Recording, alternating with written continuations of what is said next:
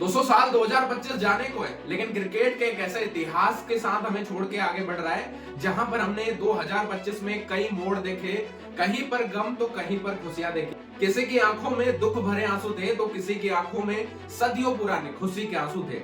यानी साल 2025 क्रिकेट के इतिहास में हमेशा याद रखा जाएगा। वैसे तो बहुत सारी बातें हैं क्रिकेट में करने के लिए, लेकिन आज साल 2025 के कुछ ऐसे मोमेंट्स के बारे में मैं आपको बताने वाला हूं, कुछ मोमेंट्स के बारे में जो साल 2025 में हमेशा हमें याद रहेंगे आगे बढ़ने के बावजूद। सबसे पहला जो मोमेंट आता है वो आता है चैंपियन ट्रॉफी का, क्योंकि चैंपियन ट्रॉफी जीतना अपने आप में ऐतिहासिक था। साल 2023 में जब भारतीय टीम वनडे फॉर्मेट में वर्ल्ड कप हारती है तो उसके दुख में पूरा भारत डूबा हुआ था, कोच डूबे हुए थे, यहाँ तक के खिलाड़ी भी डूबे हुए थे और रोहित शर्मा कई बार मंच पर अपने मन की इन भावनाओं को व्यक्त करते हुए भी हमें नजर आते हैं। जहां पर वो हमेशा कहते हैं कि 2023 का वर्ल्ड कप हारना वो रात कितने दुखदाई थी, लेकिन उसके बाद फिर हमने 24 का वर्ल्ड कप जीता, T20 वर्ल्ड कप। लेकिन फाइनली 50 ओवर का जब फॉर्मेट आता है तो रोहित शर्मा की आंखों में एक चमक सी आ जाती है। हालांकि वो चमक भले वर्ल्ड कप की ना हो, लेकिन चैंपियन ट्रॉफी की जरूर थी। 2025 में चैंपियन ट्रॉफी जीतकर कुछ हद तक उस गम को हमने कम किया जो 2023 में फाइनल में ऑस्ट्रेलिया ने हमें दिया था। तो 2025 में चैंपियन ट्रॉफी जीतना अपने आप में ऐतिहासिक था, क्योंकि उस टूर्नामेंट के अंदर न सिर्फ रोहित शर्मा ने एज ए कैप्टन उस ट्रॉफी को उठाया, बल्कि विराट कोहली के लिए भी वहां पर सेंचुरी आती है। और कमाल का वो टूर्नामेंट उनके लिए भी था जहां पर एक नहीं कई सेंचुरी जो है विराट के बल्ले से आती है। और वहां पर हमने पूरी फिनिशिंग के साथ उस पूरे टूर्नामेंट को अनबीटन जीता, एक भी मुकाबला हम हारे नहीं। 2025 जा रहा है, लेकिन आरसीबी की चैंपियनशिप को हमें देकर जा रहा है, क्योंकि विराट कोहली के 18 सालों का वो इंतजार खत्म होता है।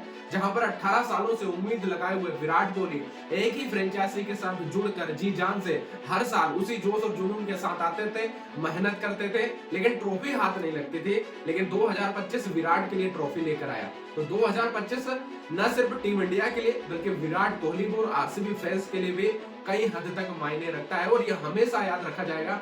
2025 में 18 साल पूरे हुए, 18 नंबर जर्सी विराट कोहली की किस्मत चमकती है और आरसीबी एक नई चैंपियन हमें मिलती है। 2025 एक बड़ा मोमेंट हमें यहाँ पर देकर जाता है। 2025 जाते जाते हमें रोको का कमबैक देकर जाता है, क्योंकि कई मायनों में जब टेस्ट क्रिकेट से संन्यास ले लिया था तो फिर ये लग रहा था कि शायद 27 तक भी खेलेंगे या नहीं खेलेंगे। कई सारी आलोचनाएं गौतम गंभीर पर भी थी, क्योंकि लोगों को लग रहा था कि इनकी वजह से अब ओडीआई का करियर भी खत्म हो जाएगा, वो शायद 27 का वर्ल्ड कप खेले या नहीं खेले।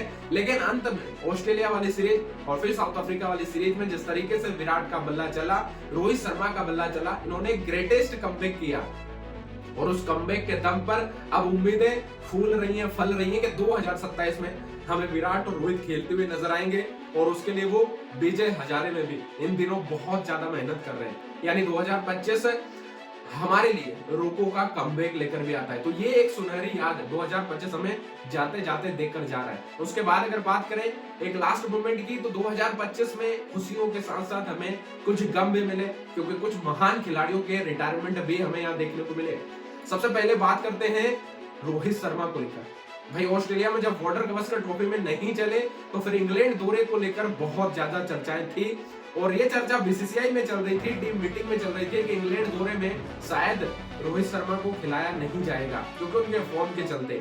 और ये बात जब रोहित शर्मा को पता चलती है तो 7 मई 2025 को वो खुद रिटायरमेंट के घोषणा कर देते हैं। और उस घोषणा के बाद पूरे देश को झकझोर करके रख दिया, क्योंकि इनका रिटायरमेंट लोगों को चौंकाने वाला था। और रोहित शर्मा के टेस्ट करियर के साथ 2025 का अंत होता है। उसके बाद अगला जो रिटायरमेंट है वो विराट कोहली का है। 5 दिनों के बाद ही 12 मई 2025 को विराट कोहली भी टेस्ट क्रिकेट से रिटायरमेंट ले लेते हैं। यानी ये दोनों खिलाड़ी जो एक दिल एक जान है, भारत के लिए दिल और धड़कन है, रोको जिनको पूरा देश प्यार करता है, इन दोनों का टेस्ट क्रिकेट से रिटायरमेंट हो जाता है। कोसों सवाल होते हैं, कई सारे सवाल होते हैं बीसीसीआई पर।